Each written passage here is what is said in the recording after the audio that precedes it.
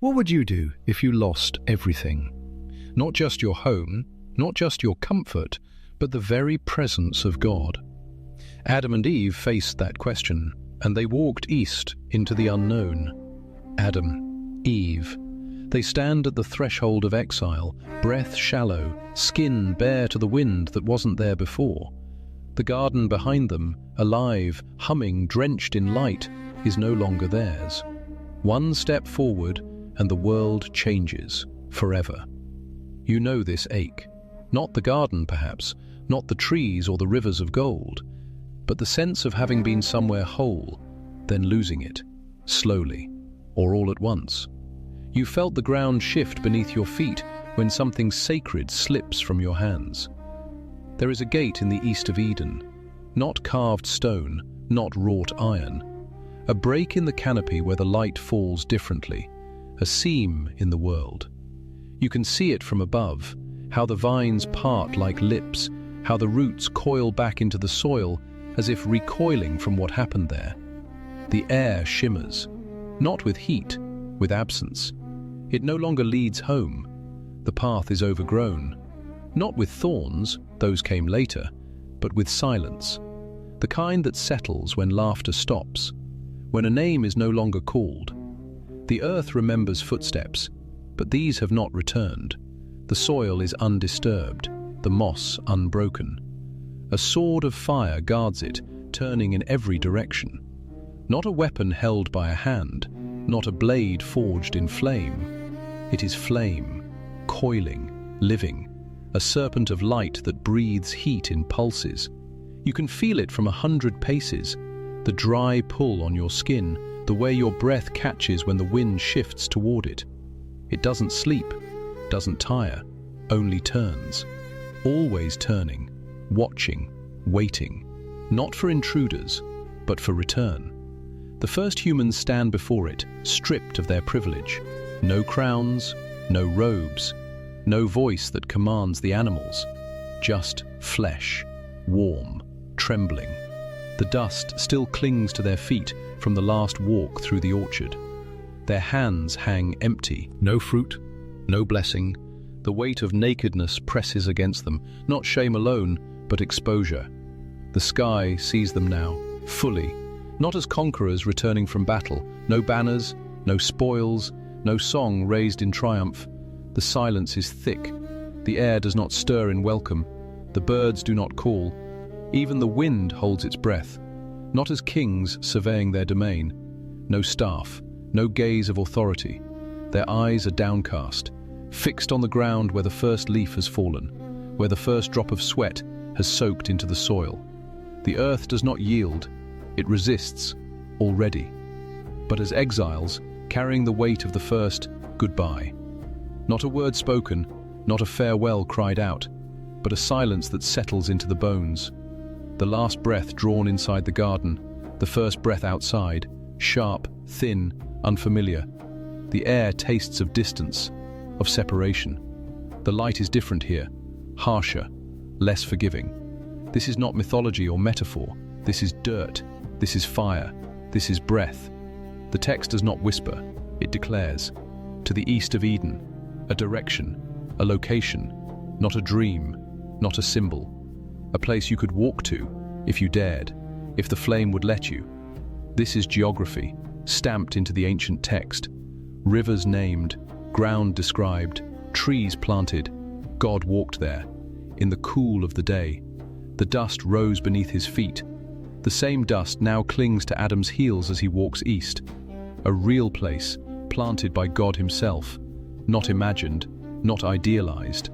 Watered by a river that split into 4 heads, fed by a spring that bubbled up from divine hands. The soil rich, the fruit sweet, the air thick with life. A garden, a home, a beginning, a real loss measured by a real departure. 2 sets of footprints, leading away, not wandering, not exploring, leaving, with purpose, driven.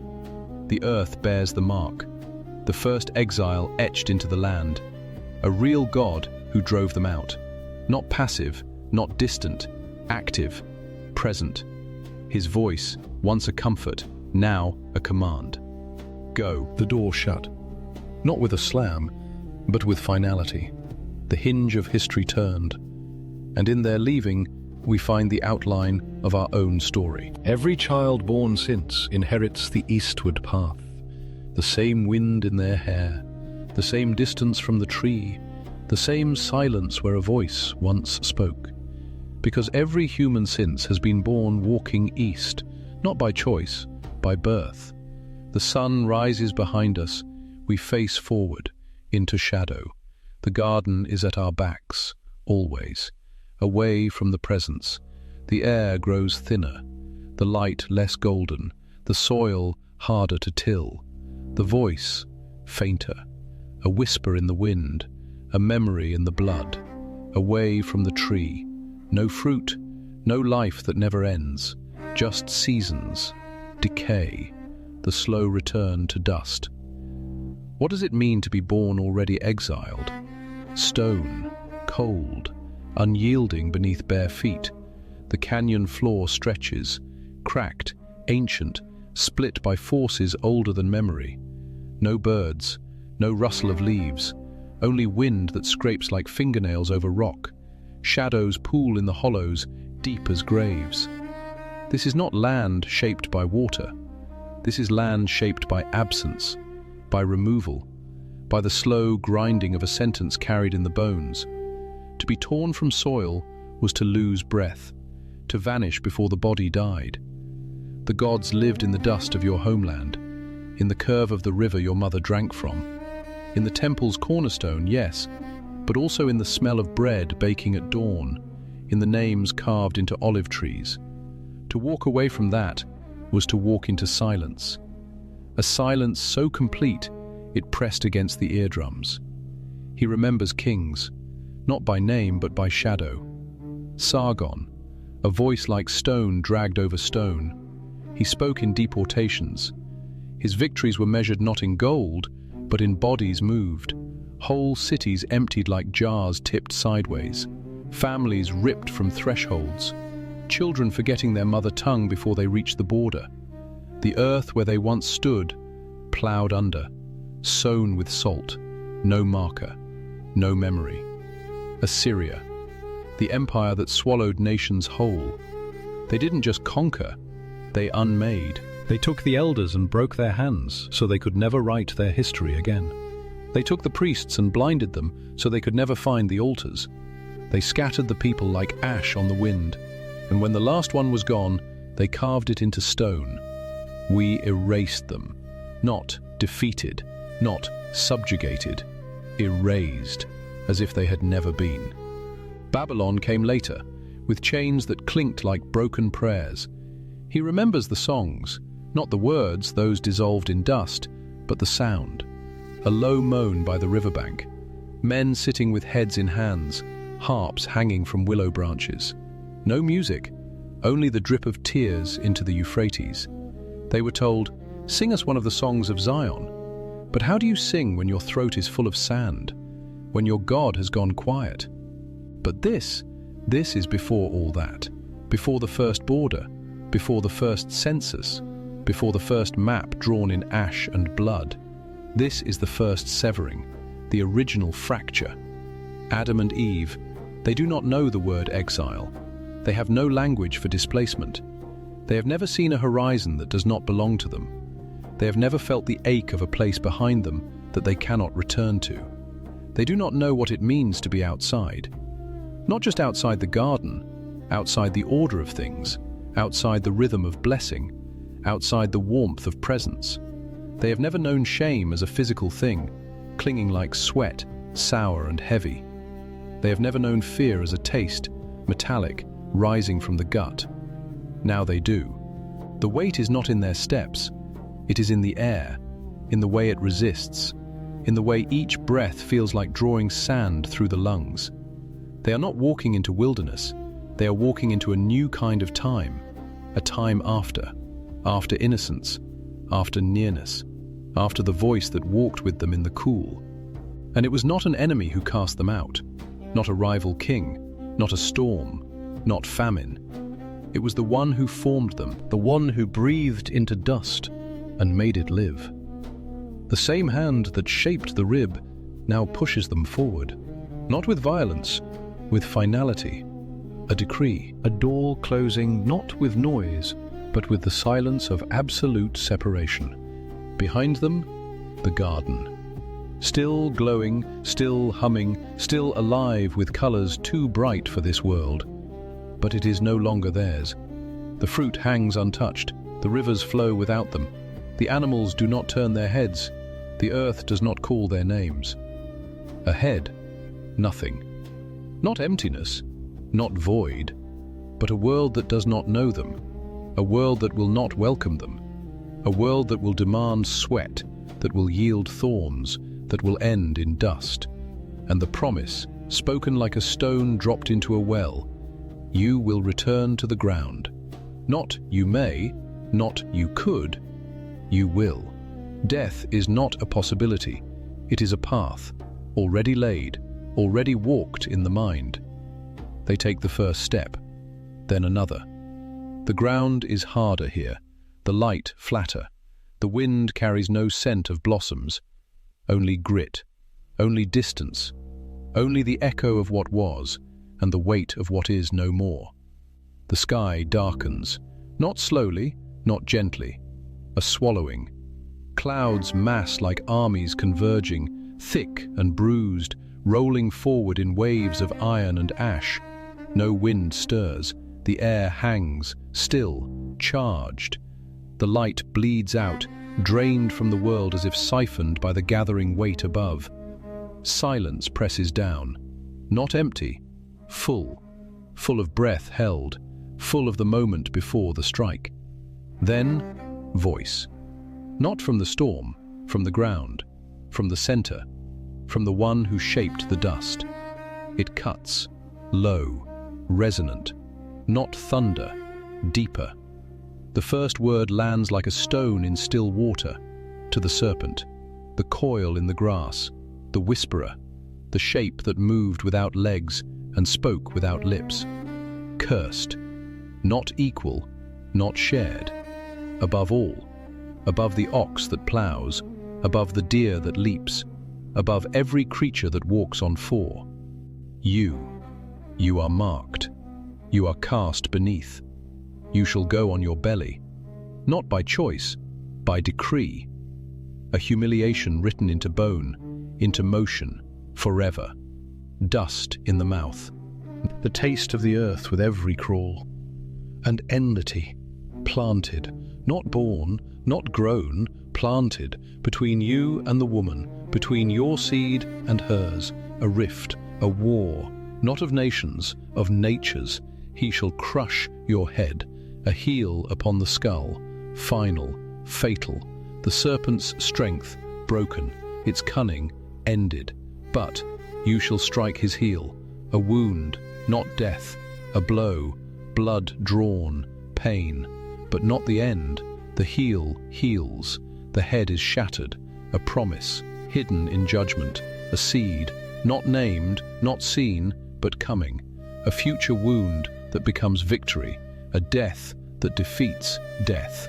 Then, turning, the presence shifts, focus narrows, to the woman, the one drawn from rib, the one who spoke to the serpent, who reached, who ate, who gave.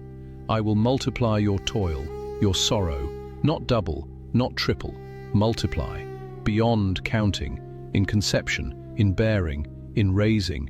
Pain shall coil around each breath of motherhood, a serpent of its own, twisting, constricting, and your desire for your husband, not harmony, not unity, a pull, a yearning, a reaching toward what should be near, but now feels distant, a hunger that cannot be fully satisfied. And he shall rule over you, not lead, not walk beside, rule, a dominion, a weight, a hierarchy where there was none. The garden's balance shattered, the dance stumbled. Then Adam, the man.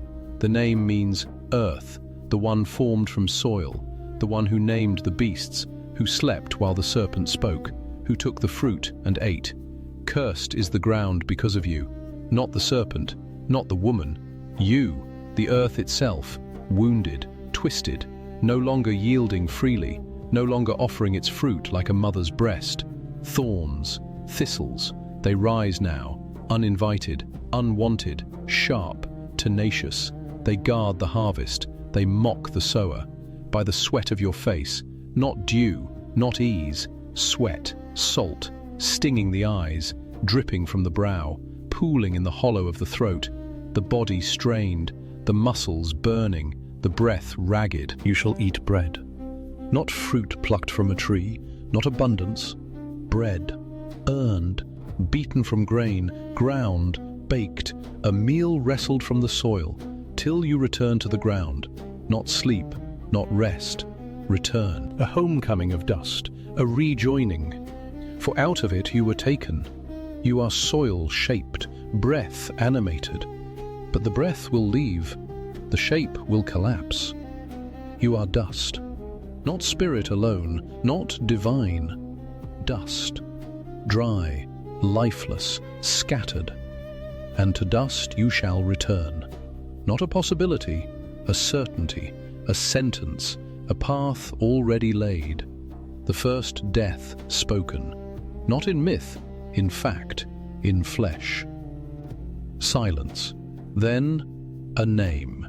Adam calls his wife Eve, Shava, life, mother of all living.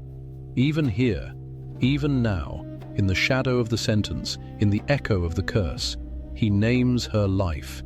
Faith, a spark, not in denial, in defiance, in hope. Then, movement. God, making, not speaking, not commanding, making. Garments, of skins, not leaves, not woven grass, skins. An animal dies, no word of the killing, no cry, no blood shown, but the truth is in the cloth. Life taken, blood spilled, to cover shame. Their hands had sewn fig leaves, flimsy, fragile, falling apart. Now, skins, strong, durable, a covering not of their making, of his grace. In the midst of judgment, a death before death, a substitute. Then, driving out, not leading, not guiding, driving, a force, a motion, unstoppable. He sends him out, from the garden. The verb, sharp, final, like a blade drawn across a rope. Eastward, again, the direction, the path, the exile's way. The trees behind them, still, the rivers flowing, the fruit hanging, but not for them. The air changes, thinner, drier, the scent of blossoms gone, replaced by dust, by stone, by distance. Then, guard, at the east of Eden, cherubim, not children, not soft faces, guardians, fierce, terrible, eyes like fire, wings like storm clouds, and a flaming sword, not held, not still, turning, whirling, a circle of fire, a barrier, a wall of light and heat, guarding the way, not the garden, the way, to the tree of life, the fruit that gives endless days, the branch that defies decay. Now blocked, not destroyed, guarded, a promise deferred, not denied. The path is cut, the return impossible. They walk, two figures, small, against the vast. The sky still heavy, the earth hard, the wind rising. No pause, no cry. The garden behind, the sword flaming, the future unwritten. But the seed spoken, the covering given, the way guarded, and the ground cursed. Yet, still, the breath moves, still the heart beats, still the feet carry forward, into the thorns, into the sweat, into the dust, but not into silence, for the voice has spoken, and the promise lives. Light, golden, slanting through the parting clouds, long fingers across the dust-choked earth. A flare, not of dawn but of promise, breaking where the sky splits open.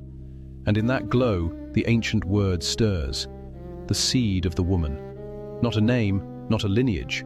A whisper in the dark, aimed at the serpent's skull. He would come, not in splendor, not with armies, but from a womb, from blood and breath, from a line marked by exile, yet threaded with hope. The first threat spoken in Eden becomes the first promise fulfilled at Calvary. He stepped in, not as a stranger, not as a distant king, but as one born beneath the weight. The soil groaned under his feet, the same way it groaned under Adam's. The sun beat down with the same relentless fire. The thorns, already rising in the cursed ground, would one day coil around his brow. A crown, not of gold, of twisted stem and piercing point. The very curse he came to lift, pressed into his flesh. Blood traced slow paths down his temples. Not royal oil, not anointing. Blood, the ground's judgment, worn like a diadem. In the garden of oil he knelt, the air thick, the night silent but for the rustle of olive leaves. And he sweat, not from labor, not from heat, but from the press of what was coming. Drops, heavy, falling to the soil. Not mere moisture, blood. The sweat of Adam, multiplied, amplified. The labor of a cursed world, now pooled in his pores. Every drop a whisper of the price. The ground demanded sweat. He gave blood. They led him out, beyond the gate, where the city ends, where the clean stops, where the outcast walks. He walked there, not by choice, by design, the true exile, not for his sin, for ours. The eastward path, Adam's path, now trod by the one who would reverse it. The wind carried no scent of fruit, only dust, only silence, only the echo of a sentence spoken long ago. They stripped him, layer by layer, until nothing remained. Naked, as Adam was, exposed, not to the cool of evening, but to the glare of executioners, to the mocking sun, to the sky that watched. The shame of Eden replayed, but this time not hidden, this time offered. His shame became a covering, his exposure a veil, not for himself, for us. The first covering was animal skin, a life taken, blood spilled, a substitute, a death in place of shame. The last covering, his own body, torn, pierced, given, the Lamb of God. Not one lamb, but the Lamb, the final sacrifice, the sufficient death, not to cover two, but a multitude, robed in white, washed in crimson. The flaming sword turned eastward, guarding the way. But at the cross, the sword fell, not on Adam's children, but on the Son. The judgment passed. The fire consumed him. He took the blow meant for us, the barrier broken, not by force, but by surrender. The veil, thick, woven, sacred, ripped from top to bottom. Not by human hand, by heaven's hand, the way reopened. He entered, not as a trespasser, but as the high priest, with his own blood, into the holiest place. Not a temple made of stone, but the presence of God, for us. The path once barred, now walked. The tree once guarded, now within reach. Blessed are those who wash their robes, in the river flowing clear from the throne. The water bright, the current strong, washing away the stain, washing away the shame, washing into life. The right to the tree of life, granted, not earned, given. The fruit once forbidden, now offered. The leaves for healing, the branches for shade, the roots deep in grace. At Calvary, the heel struck, not in fear, not in retreat, in triumph. The serpent's head crushed, not wounded, not driven back, shattered. The ancient lie silenced, the deceiver undone. Not by might, not by sword, by love, by blood, by a cross. He is the second Adam, not formed from dust, but descending into it. Not failing in the garden, but conquering in it. Not bringing death, but swallowing it. He walks the eastward road, not in exile, but leading captives home. The ground still yields thorns, but the curse is broken. The sweat still falls, but the bread is now a promise. The dust still claims the body, but the breath returns. The seed has come. The way is open. the tree stands, and the light, golden, warm, unrelenting, pours through the clouds and falls on the path back to Eden. We are all born east of Eden, not in the garden, never in the grove where rivers sang and fruit hung low without labor. Born into the aftermath, the world already tilted, the soil already resistant, a place where roots must fight through stone. You have never known the garden, only the ache behind the eyes after hours beneath the sun, only the grit in your palms from pulling weeds that return before you've stood, the rhythm of sowing, not knowing if anything will rise. You know the furrow, the weight of the hoe, the silence after the last bird flies west. We only know the sweat, salt on the lip, damp collar, the shirt clinging like a second skin, the kind of tired that settles in the joints, not the muscles, the kind that hums in the spine long after the work is done. The thorns. They catch your sleeve, snag the hem of your coat, tiny punctures that bloom into red beads. You don't notice them at first. Only later, when you peel the fabric away, do you see the marks. Small, but many. The pain, not always sharp, sometimes a dull press behind the ribs, a knot in the neck that won't loosen, a voice that once laughed, now worn thin. The way a name, once spoken with warmth, now lands like a stone in still water. The distance, between you and the one who shares your table, between you and the version of yourself you once imagined. Between you and the sky, when you look up at night and feel nothing but space. We feel the fracture, in the bones, in the quiet moments when the house goes still and your breath is the only sound, in the way your hands tremble slightly when you hold a cup, in the way relationships bend but don't break, yet, like branches under snow. But you are not without hope, not because the thorns vanish, not because the ground softens, but because someone walked this path ahead of you, not floating above it, not untouched, but with dust on his sandals, with breath ragged, with a wound in his side. The same God who sent them away also covered them. With hands that shaped the stars, he stitched hides together, not with magic, with motion, with intention. The first garment not woven by human hands, a gift, heavy, real, warm against the chill of exile. Judgment and mercy walked together, in the same footsteps, in the same breath. One voice spoke the sentence, the same voice prepared the covering. No delay, no hesitation, as if grace had already been planned into the design. The exile was real, the gate closed, the path behind erased, the trees receded in the mist, the scent of blossoms faded. The world outside was vast, unfamiliar, wind-scoured. The loss was devastating, not just of place, of presence, of ease, of innocence. A tear in the fabric of what was meant to be, a silence where communion once lived. But so was the promise, not spoken in thunder, not carved in stone, but whispered beneath the weight of judgment. A seed, small, hidden, yet alive. So was the covering, not temporary, not symbolic, but substantial. It lasted through the first night, through the first storm, through the years. Every time you feel the weight of this broken world, the bill on the table, the silence in the room, the ache in your chest when you wake too early, remember, the way back is open. Not through force, not through perfection, not through climbing a wall of fire, but through the one who entered the flame and did not turn back. Rest in that grace. Let your shoulders drop. Unclench your jaw. Unfold your hands. The work is not yours to carry alone. You are not abandoned. The footsteps ahead of you are not distant.